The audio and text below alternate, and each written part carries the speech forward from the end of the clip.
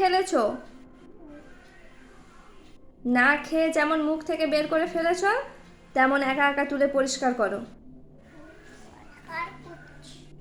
কি করছো? কি পরিষ্কার? এরপরে আর এরকম মুখ থেকে ফেলবে? যা দেবো খেয়ে নেবে তো? কি করবে?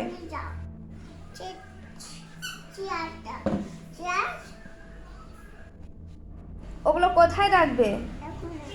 ওটা কি?